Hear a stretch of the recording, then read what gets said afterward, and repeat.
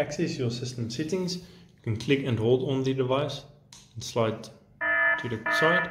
You can click on the blue lock and enter in your password. Next, you will be greeted by the settings menu, where you will be able to see user, ACS, platform attendance, system settings, data, and system maintenance.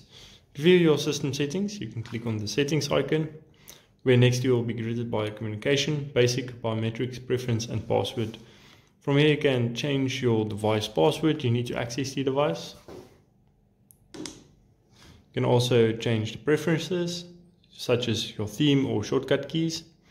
You can change biometric settings, such as the face liveliness level, recognition distance, face recognition interval, face security levels, eco mode or mask settings, as well as communication, such as wired network, Wi-Fi, or other connections.